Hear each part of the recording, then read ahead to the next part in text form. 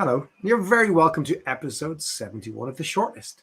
My name is Johnny Campbell. I am your host for today's episode. I'm also the CEO and co-founder of SocialTalent. And if you were listening last week, my fantastic colleague Holly Fawcett jumped in and took a show, and we're hoping Holly will jump in and take a few more shows in the future. So really hope you enjoyed her chat with Rupesh. If you didn't catch it, you can catch up on our podcast, available on Apple and Spotify, wherever you find your podcasts, or you can find more in terms of the recording on LinkedIn, YouTube, or any of those links, or all of those links can be found at socialtalent.com/the shortlist. So today for episode 71, we're going to be discussing diverse perspectives on hiring. And we're particularly going to cover the perspective of race. Let me just roll back and talk a little bit more about the broader issue here, because this is something that we are very passionate about here at SocialTalent. And if you're in hiring, you are no doubt very passionate about it as well, as to what are those diverse perspectives when you look at hiring and the different communities that we hire from and the challenges in being more diverse and being more inclusive in our hiring processes. And this drive for diversity, more equity, more inclusion in the workplace has become so much more important for every organization over the last 18 months.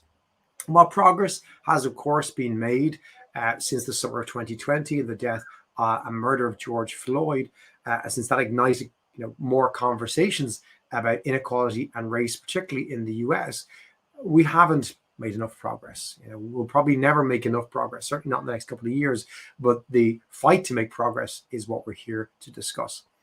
And racism isn't just about the US. It isn't just about black and white or brown. It is a global concern, one that every company should consistently look to address. And the recruiters, as the kind of vanguards of talent in organization, they're arguably at the cold face of this. They're at the front door deciding who gets in, who doesn't get in, who's on the shortlist or not.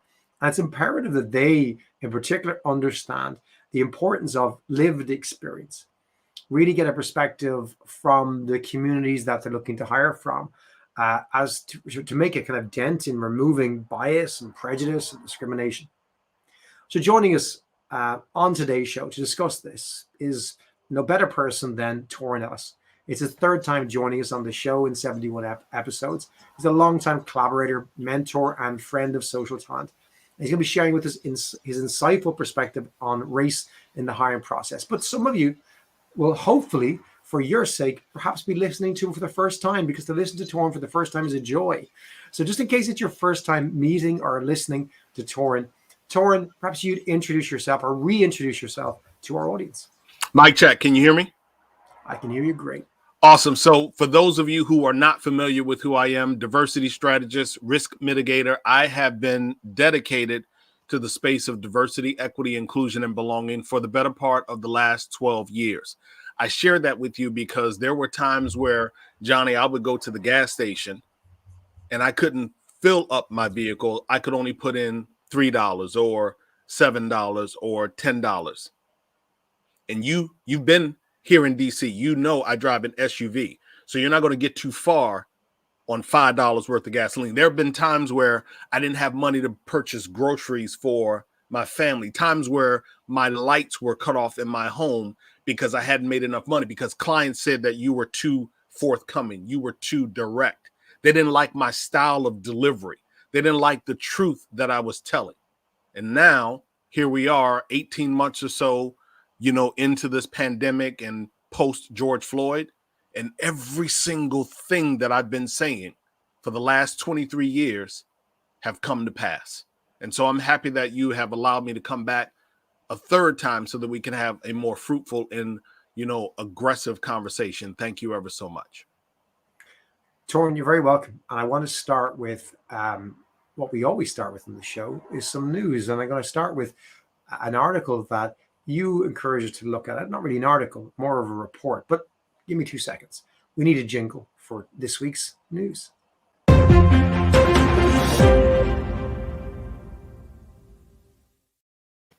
So Torin, this goes back 6-7 months. And I want to try and broaden the perspective, as per my intro, beyond the US, as do you, and talk about other parts of the world, because racism is not just something that's unique to the US, unfortunately. And, we wanted to discuss or start the discussion today with a report that came out in the UK more than 6 months ago. And it was initially commissioned by Boris Johnson immediately after the murder of George Floyd. And at the time, a commission was set up called the Commission on Race and Ethnic Disparities in the UK. And they published their report, several hundred-page report, back in March, I believe, of this year, end of March. And we'll put a link out for those of you listening live on LinkedIn or YouTube. We'll put a link out for you. And we'll also put it in the show notes for those of you listening on the podcast. I was wondering, perhaps, Torin, because I know you're an individual who's really dug into this and you've analyzed this and looked at this. What are your thoughts on this report? Because it did create some controversy at the time it was published in the news. But looking back at this 6 months later, what are your thoughts on this? Yeah, so before I even hit this particular report, there was one that came out in September of 2020 from Citibank here in the US. And what that report said, I'm synthesizing it, but it simply said that we have not addressed racism in 4 areas. We didn't address, or we have not, as a country, addressed racism in education, in housing, in compensation, and in healthcare. Education, housing, compensation, and healthcare. That, because we haven't addressed it, we've lost $16 trillion in GDP, and that if we continue on this same path, we'll lose an additional $5 trillion by 2025. That was September of last year. And then when this report came out in March of this year, I said to myself, here's the original pandemic. Racism. It's the original pandemic. It's the one thing that we have not, as people, been able to shake. And it's amazing to me that some of us would still attach our wagon, as they would say, to hating other individuals because of the color of their skin. Like, it's amazing to me.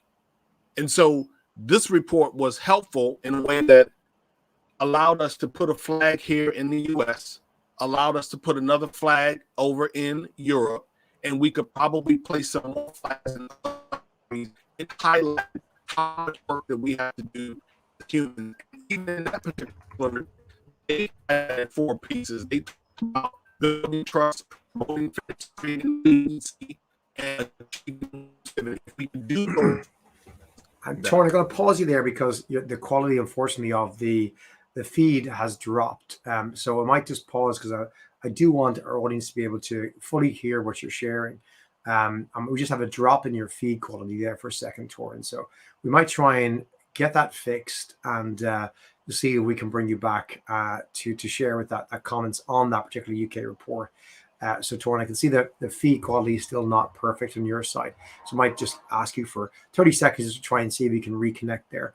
What I might just do whilst Torin's reconnecting is share with the audience just a quick summary from the UK report that Torin was referencing, which kind of had 4 recommendations. And it kind of had 25, I think, recommendations, but 4, let's say, overarching themes of those recommendations. And it said that to address inequality, you need to build trust, promote fairness, create agency, and achieve inclusivity. So we're going to get Torin's opinion on those 4 in just a sec. But Torin, welcome back. And I just want to, you might continue or restart your comment on that UK report when that came out compared to the original US report that came out maybe 9 months prior to that. Yeah, just to synthesize it, and again, I apologize for the technical difficulty. What I saw in that particular report is how it amplified the need for us to address humanity, not just here in the U.S., but also over Europe and globally. We absolutely have an issue around racism, and it's something that we can't continue to deal with. I totally agree. And one of the, I guess, criticisms of the UK report, whilst we just try and maybe perhaps might have to lose your camera for the live audience, unfortunately, Torin, for a few minutes to see if we can recover the quality of the internet speed. Perfect before we went on air, as typical, it goes off when we go off air. The UK report came into a lot of criticism because it felt that the media felt, I should say, that it tried to soften racism in the UK and tried to overplay the positive developments over the last number of years. And in particular, the report was attacked for trying to claim that institutional racism no longer exists in the UK. That's certainly not the rhetoric in the US. There's certainly an acceptance, it seems to me, that in the US there very much still is institutional racism, an absolute fight to remove it for sure. And I think most of the rest of the world would accept that there is, institutional racism still in place. But the UK in this report seem to claim that they're clear now, they're all good. What are your thoughts on that particular point? I wish I had access to a particular report, even something that was done outside of the commission, again, earlier in the year. And an incredible person over there in London, John Amici, actually shared this on Twitter earlier in the year. And so the bottom line for me is, I think far too many individuals are trying to divorce themselves from history. They want to live a different or an alternative reality. And we're not willing to face up to the fact that we have just done a poor job of acknowledging that we have been racial, we have been prejudicial, we have been egregious. We have done so many things to so many different people. We don't really want to face that truth. And so I think part of progress for all of us is that we must be willing to face that uncomfortable truth. That doesn't mean that you as an individual did it, but it does suggest that you as individuals are benefiting from it being done. And that unless you do something different to change it, to change the trajectory of it, to change how often it happens. Listen, Johnny, we have reports right here in 2021 that say that women are experiencing heightened levels of aggression in Zoom meetings. Why? Because people are doing things. And so I say it often, and I'll continue to say it. The reason we are where we are now is because too many of us have been silent in the face of injustice. You have to speak up. So I totally agree with you. And when you look at the acceptance of institutional racism, it's important to probably dig into what it means and doesn't mean. I know in the UK, again, where this report was commissioned, The Guardian reported back in January that Black women in the UK are four times more likely to die in pregnancy or childbirth than white women. And, to commission a report and issue it only several months later to say that there is no institutional racism, no systematic racism in the UK is kind of alarming, because then how do you explain 4x increase? Because you mentioned healthcare has been one of those four tenets that was identified in the US, where not enough progress has been made. And it seems to be the case in the UK, and I suspect many other parts of the world. And I know a good friend of ours, Sama Awadani, friend of yours, friend of ours, reported on recent training that we released on the SocialTalent platform. She reported this stat and made the point that probably nobody in the entire chain of healthcare is racist. There's no doctor, no surgeon, no nurse involved in caring for a pregnant woman who is, overtly racist or are likely to perhaps are likely to be happy or even agree with this report, although it is true. Yet what happens is that, you have a sheet, put it in their own words, I'm paraphrasing Sama here, that you have somebody who, faced with, a busy room and people shouting for help, what tends to happen is the white woman gets the help over the Black woman. And it's, it might not happen every time, but it would happen more times than not. And it's those small things that happen over the course of a child, 9 months of pregnancy and a childbirth. Not one thing that causes perhaps that 4x mortality rate, but lots of small things that have been institutionalized for hundreds of years, many, many years, are there that cause such an alarming rate of mortality, which is just unacceptable in the modern world. So when you look at the other areas, because you mentioned education, healthcare, income, and what was the fourth one, Torin? Housing. So basically it's life, right? Because you need to live somewhere, you need to be healthy, you need to have income and education to prosper. Like, you couldn't get four more important elements of society. Like, they're at the bottom of Maslow's hierarchy of needs, if I'm not mistaken. This isn't about self-actualization or your access to the nice things in life. These are the most basic things. And what you're saying is the report issued in 2020 in the US said that there are challenges still in those 4 blocks. And it would seem it's not just the US. Yeah, and when you talk about it being institutionalized, I just can't ignore history. I think back to, hundreds of years, well, not even 100, but tens of years ago, in the early 19th century, they were performing hysterectomies on Black women with no anesthesia, with no drugs. And why were they performing that? Because they felt like Black women were able to absorb more pain.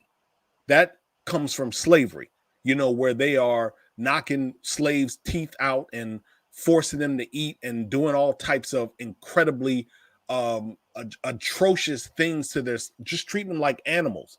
And so that has been passed down. So it has entered into our medical system, where even today we have Alex Ohanian, co-founder of Reddit, who really didn't recognize the disparity that Black women were going through until his wife, Serena Williams, had to give birth and almost died in the process of giving birth because the doctors didn't listen to Serena Williams.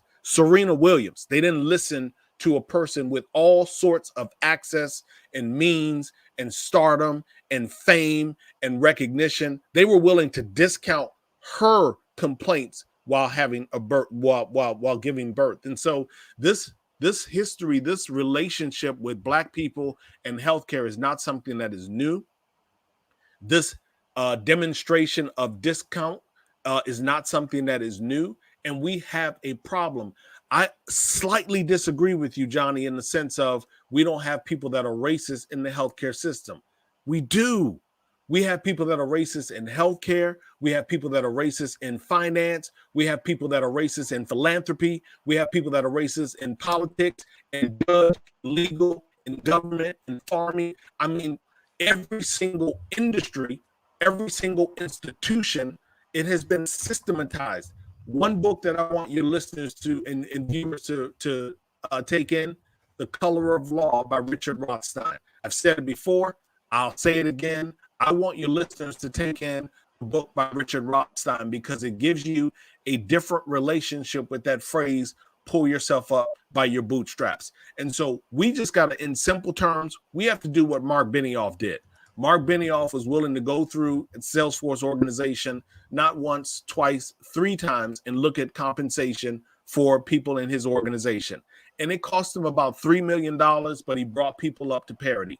Folks, for the most part, are earning the same as their colleagues across the entire franchise. We just have to be intentional about what it is we do and where we are doing it. Speaking of being intentional, another element that the report in the UK brought up was the use of different initialisms and acronyms. And the one that they pointed out, which those of us on this side of the Atlantic might be familiar with, is BAME, B-A-M-E. And perhaps you can share with our audience what the report said about the use of the term BAME, what it means, and then what your thoughts are on its appropriateness. Yeah, absolutely. BAME, for those in Europe, is very much so similar to BIPOC as is used here in the U.S., Black, Indigenous, People of Color. Black, Indigenous, People of Color, BIPOC, B-I-P-O-C. And basically inside of the report, the Commission on Race and Ethnic Disparities, that report that we mentioned, they said, nah, we really don't need to be using that. In short, they said it's really demeaning to categorize and to group people together. Because for me, Johnny, the simpler term is we're just being lazy. Like if a person is Black, call them Black. If they're Afro-Caribbean, call them Afro-Caribbean. If they are Parisian or Dalit, call them by or who they are, if you will. Don't be lazy about it. And so BAME, what the report categorizes is why it's so dangerous and lazy for us to do that. But here's what's interesting. They also said that it's lazy to use white as a standalone. You can do it. It's on page 32. They said using white as a standalone term is also unhelpful because it masks the diversity even within that color group. You have white Irish, you have Gypsy, you have Roma, you have travelers, and you have Eastern Europeans and more. And so I think what the report is attempting to do is keep all of us honest. Once again, keep all of us human. I want people to recognize me for who I am. I want you to be genuinely and authentically concerned and curious about who I am, because that's what I'm going, and that's how I'm going to show up when I'm engaging with you. So I appreciate the recommendation of the report for us to get rid of, catchphrases, lazy phrases like BAME and BIPOC and some of the others that exist. And it's a really important point because language informs our behavior. And it's often said it's one of the first things, the easy things you can do to make progress and change is be intentional about the language you use, be more inclusive about the language, which starts with education. It starts understanding what is acceptable, what is not, and being open to ask others, what are they comfortable with, what are they not comfortable with. I want to move on to a second article because I think it's pretty important. In terms of in the context of racism today and how it affects organizations. And it's an article that was reported about a lawsuit against Tesla. And this is a particular link we have here is from Fast Company. And it highlights why the verdict in this lawsuit is a big deal in the fight against forced arbitration and also racism. Wonder if perhaps if you wouldn't mind summarizing the lawsuit for our audience who perhaps don't know about it, as one of the tweets mentioned in the article says, unfortunately, people will know more about SpaceX launches than this landmark lawsuit. And that's unfortunate. But perhaps you could share with our audience what this lawsuit was all about. Yeah, absolutely. So this lawsuit here was in reference to a gentleman. His last name was Diaz. I can't remember his first name, but he was an elevator operator at one of the manufacturing plants in Fremont, California. Now, first of all, I smiled when I saw the article, Johnny, because I got to tell you, how large is the building where we have an elevator operator inside of the facility? But nonetheless, This person is an elevator operator and in short had to deal with racial epithets being scribbled on walls in various places inside of the facility.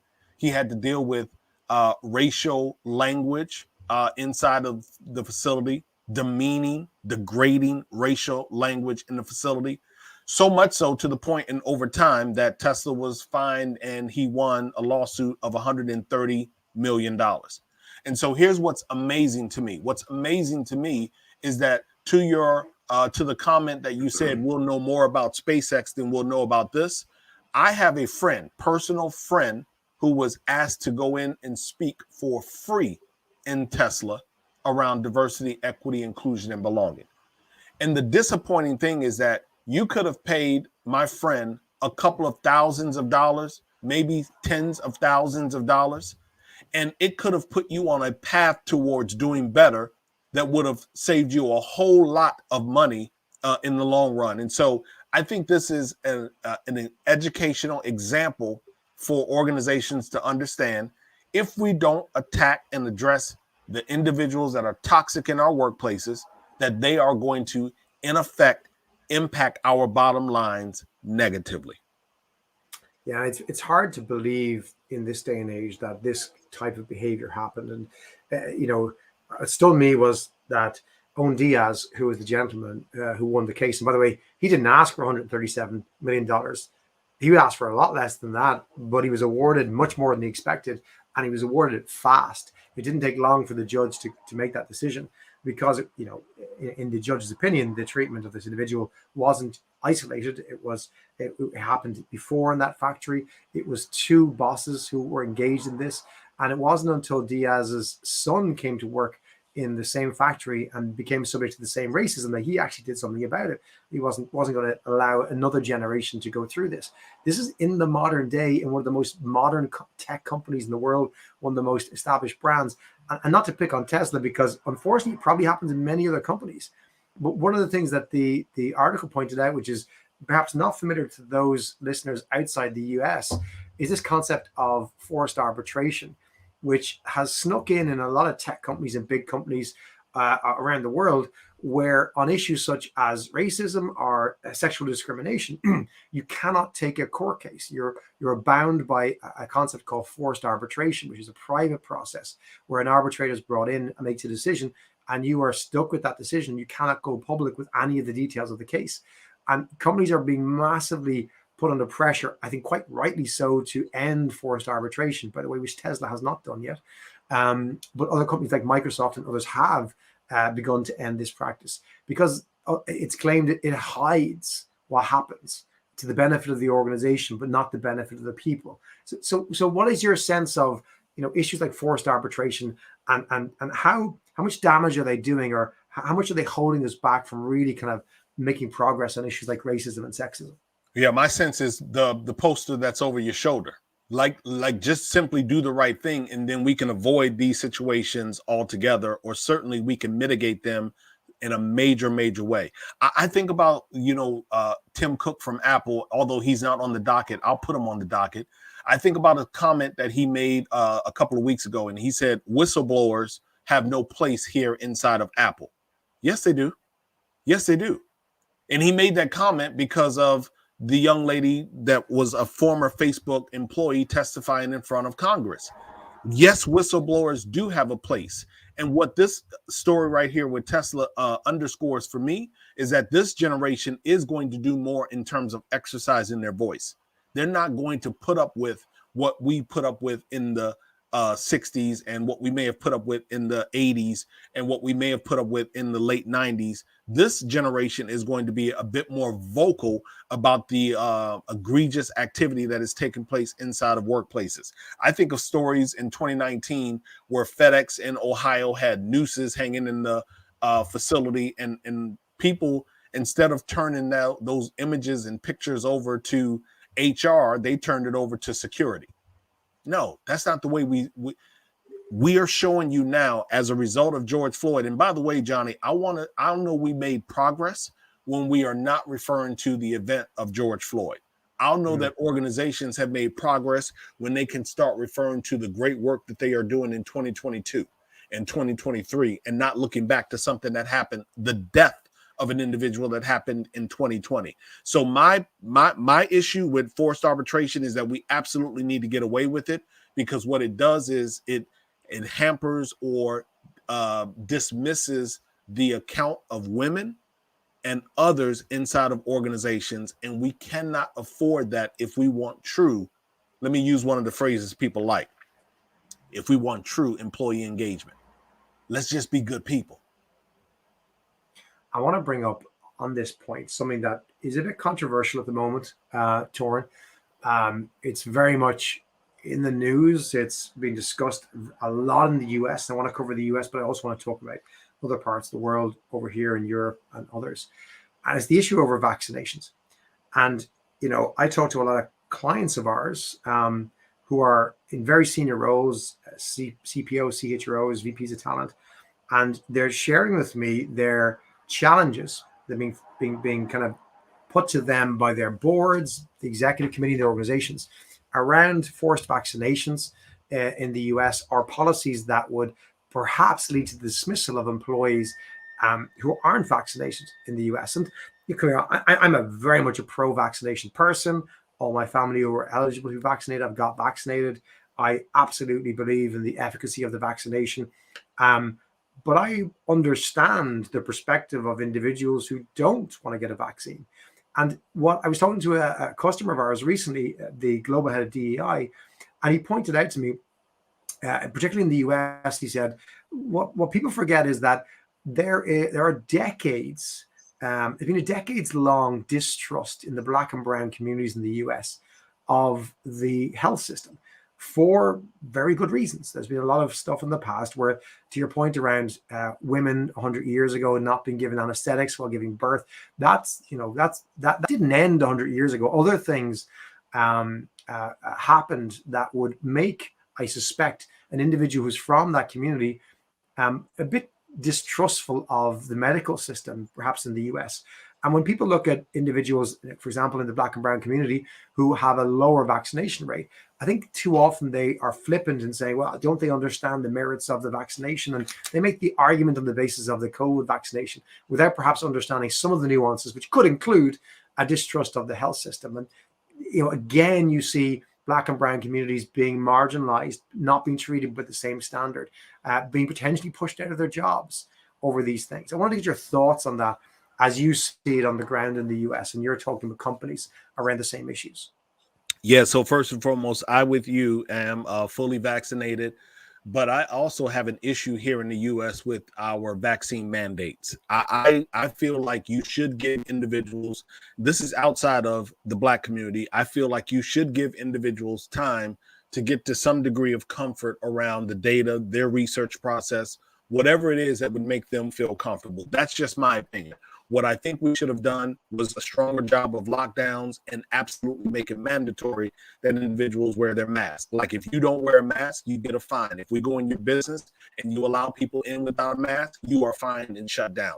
I think we didn't go hard enough on just simply doing the easiest thing, which was mandating that people wear a mask. That aside, I think that it's also understood Black people in the Black community's hesitation around healthcare. I can look at the 1619 Project, groundbreaking reporting done by Nicole Hannah-Jones a couple of years ago. And inside of that reporting, she talks about 200 or so medical school students. This is recent, Johnny. 200 or so of them in medical school, they were being taught and nurtured to think that Black people could withstand more pain. Now, I don't know how true that is. I just know that if you step on my toe and it hurts, I'm going to say, ouch. You might be able to step a little bit harder, but the point is we all experience pain. And so when you think about the distrust that the Black community has with the medical community, when you think about what we are experiencing inside of workplaces as a layer on top of that, it is natural for us to have some reservation around, do we want to do this? And if we do, what's going to be the ramification? If we don't, how much further are we going to slip in terms of one of the social stratas, economic stratas that we are experiencing? It is a real dichotomy of a decision that people are in. Black people, white people, all people. But I'm not a fan of it. And I really, really wish that we would have done better on the front side. And now we're paying the cost here on the back and current side. Yeah, I'm totally in agreement with you around generally how countries can approach this and could have done a better job. And I'd be in agreement that mandates are not the right way to go. Anything that, when you force a society to do something, even if it's, generally considered to be the right thing. I'm somebody who pushes against things I'm forced to do, even if I want to do them. I start resisting, going, well, hang on a second, you're not giving me a choice now. Now I'm annoyed. I'm not going to do something that you're not giving me a choice in. Give me a choice, I'll probably do it. Persuade me, I'll probably go for it. And I joke about, in Ireland, we have probably this, I think it's the second highest vaccination rate in Europe, behind Portugal. And I've been asked by friends in overseas, how do we do it? And I joke, but it's only a half joke. We introduced a rule that said if you weren't vaccinated, you couldn't go into a pub. Kind of works in Ireland, right? As a way to incentivize people to get a vaccination. And I half joke, but it kind of isn't a bad thing. And we are, to your point, been enforcing that. You can't enter a restaurant or a pub without proof of vaccination or proof of a recent test to prove you don't have COVID. But again, I like that option. It's inconvenient to keep getting tests. But at least you're not excluding folks who aren't vaccinated. You're giving them an option that is difficult. So hopefully we'll persuade people on the fence to go get a vaccination, but still allows people to make a choice. It's not something in Europe, you can't go and fire somebody in Ireland because they didn't get a vaccination. That's you can't do that, right? In a lot of parts of Europe, it's just not a thing you can do. Yeah, and let me jump in there, Torin. Yeah, jump in real quick. And again, I think, part of the reason why we have to absolutely do a better job of navigating this decision, where we are and how we go forward with our plans, is because we can't have it both ways. We can't on one side be facing this great resignation that we're talking about, this incredible need for talent, and then on the other side, but we're pushing people out. And the pushing of people out is causing disruption in our policing in cities across the United States. It's causing issue with our flight patterns across the United States. And I'm assuming that these issues are going to eventually, if not already, they're going to start to affect people globally as well. And so I just think that we should, and when I say we, our governments, the people that are making these decisions, they have to do a better job of coming together and saying, what are we really going to stand on? And can we get some sort of a uniform 1, 2, 3 policy that we can subscribe to, if you will, that would make life, I guess, I don't want to say easier, but palatable, working life palatable for all of us. I just think that we are smarter than this. We can do a far better job than what we are doing. Yeah, I totally agree. And, we see this challenge in the Black and brown communities in the US that are typically not vaccinated as quite the same rate as the white community. If you have an organization saying we have to let go people who aren't vaccinated, and they're probably on their website saying they're massively up for diversity, equity, and inclusion, I just don't see how you can say you're a diverse, equitable organization and at the same breath introduce any policy that could marginalize individuals that you're trying to protect. And doing it in an economy, to your point, Torin, where you cannot keep talent, you cannot find talent, it just doesn't make business sense, right? Ignore the ethics for just a second. Doesn't make any business sense to go anywhere there. We need more talent. We need more people. We need to be more inclusive because it keeps more people. We need to be more inclusive because it gives us more opportunity to hire more folks into these jobs. It allows us to make better products, make more profits, grow faster. Again, I'm not going to go into the business case of diversity again because we all know it, right? But it's never been more apparent. And therefore, you still see organizations that have, such racist behavior as the example in the Tesla lawsuit, or are contemplating letting go staff because they're not vaccinated, whilst they cannot hire new staff, and whilst they are trying to, push loads of efforts into inclusivity and diversity. It's just madness. Yeah, I mean, again, just think about it, Johnny.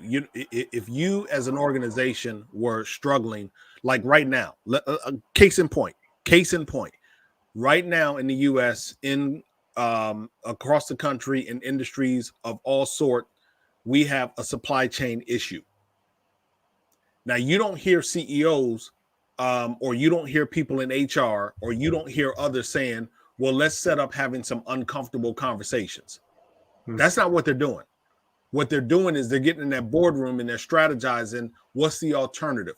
What's the plan B? How do we, at the very highest level of politics, meeting with captains of industry, how are we going to get these ships into port so we can get that material, those products off of those boats and onto freight, what do you call them? Freight trucks so they can move across. How are we going to fix this? Nobody is playing around with let's have uncomfortable conversations. We are holding people accountable. And that is what I want to see us do as it relates to diversity, equity, inclusion, and belonging. We have said for far too long the business case. We've pointed to way too many white papers and academic readings and blog posts and everything else. Do something. Be serious about holding people in your organization accountable, and be considerate around the fact that the vaccine mandate may negatively interrupt or impact your representation numbers. What's the alternative? But make some decisions that make sense for the business. I've always believed, Torin, I think you're in agreement here, that it's hard to hate people you know and get to know and get to understand.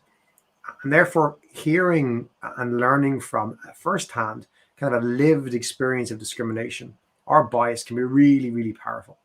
So I was hoping you could perhaps explain why your new content on the SocialTalent platform released this month is so vitally important, and share a little bit about the project and what it's trying to achieve. Yeah, I think it's vitally important, and not more important than anyone else's content or the other content, just equally as important. Not content that you should shy away from or ignore because you think you've heard it before, because you're tired of hearing it. It's extremely important for you to get proximate. I say often, for the tenets that we need inside of diversity and inclusion work, or DEIB work, are empathy, intentionality, proximity, and transparency. And you get all of that inside of this new content. You hear from people, their personal stories. Like, those personal stories around gender are extremely important. Those personal stories around being dismissed because of your socioeconomic status, they add a different dimension to the whole anonymization of resumes or discounting people because of the university they went to.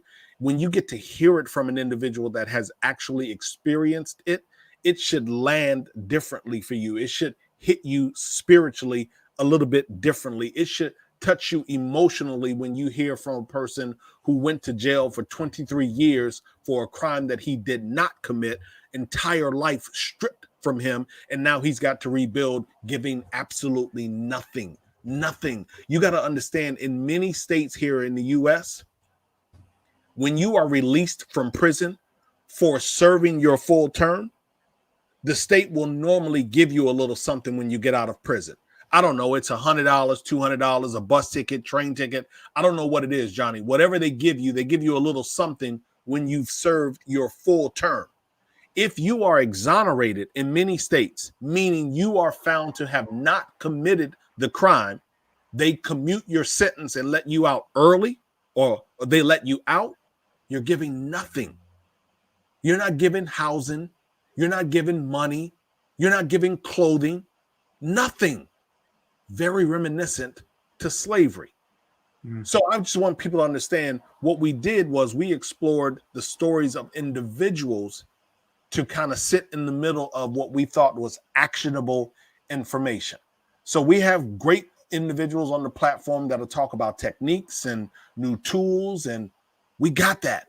I wanted to make sure that we brought that emotional, that real, that raw story, and I even shared my own. And they're powerful stories. I've watched them, Torin, and to be able to hear from somebody, to them to tell their deeply personal story of how they have been marginalized for whatever reason.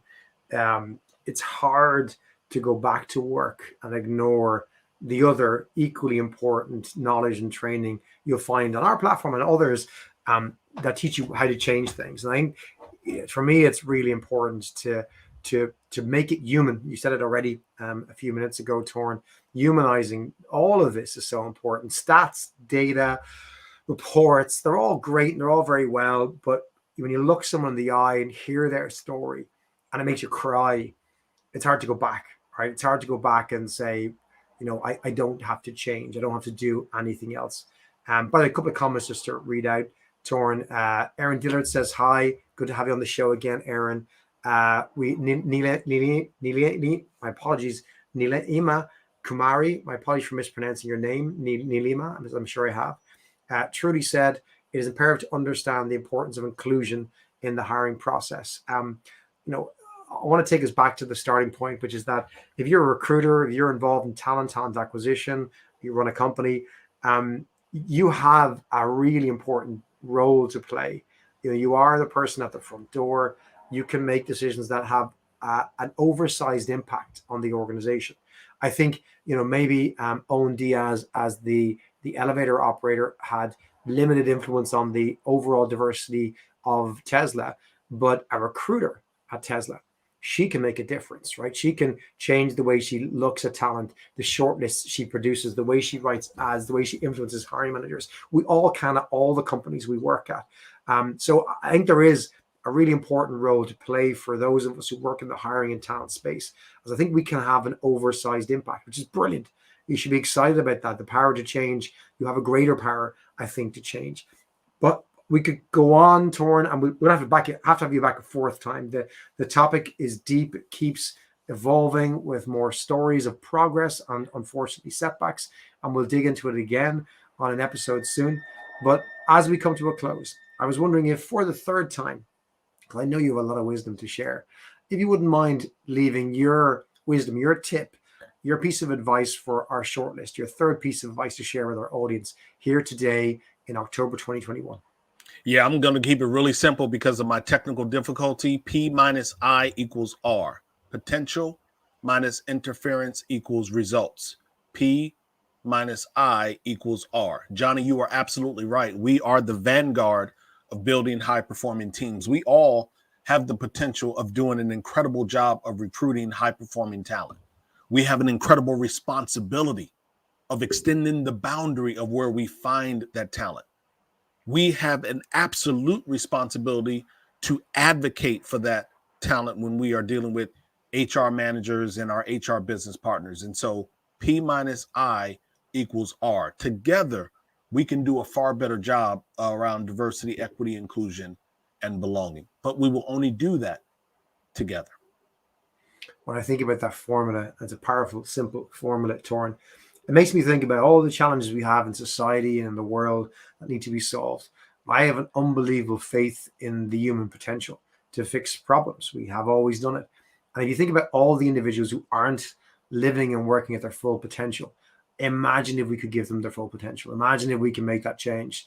What we as a society can do and the problems we can solve, I think they're endless. Torin, it's been an absolute pleasure. Thanks a million for joining us from Baltimore this morning, your time, this afternoon, ours. Apologies for the internet going up and down, but we got to listen more hard to what you had to share and say today. And hopefully for those who managed to listen through that and got to hear that wisdom, it gives you some inspiration to change, to go seek out more stories, more ideas, more tactics to try and push forward the conversation, to drive a more inclusive workplace, drive more diversity in our shortlists, our interviews, and hopefully our hiring processes. Torin, thanks so much for joining us. Thank you, Johnny. And thank you for joining us on today's show, episode 71. I hope you can join us again next week. Next week, I'm going to be excited to welcome Joanne Lockwood. Joe is going to be joining us to talk about trans inclusion and belonging in the TA space. So Joanne's an inclusion and belonging specialist and founder of See Change Happen. I got to know Joe over the last few years. As I've traveled around events in the UK, Joe's become an amazing prominent speaker on the topic of trans inclusion. And she's going to share her own perspective and what she's seeing in the workplace today, again, to shine a spotlight on another area of diversity, perhaps that isn't getting the right amount of spotlight in the last while, but to show us what's working, what's not working, how we can make change, and again, to give a human perspective on the trans community. Please join us next week. It's Wednesday, 27th of October. That's going to be 4 p.m. UK Irish time, and that is going to be 11 a.m. the East Coast of the US, 8 a.m. on the West Coast, or you can Google to find out what time it is to join us live on LinkedIn or YouTube in your time zone, or check out the podcast, which will be up on Wednesday evening at socialtalent.com/the shortlist. Or, of course, if you're subscribing on Apple and Spotify, you'll get it on your homepage as soon as you log in. Thanks for joining us this week. We'll be back next week, and take care.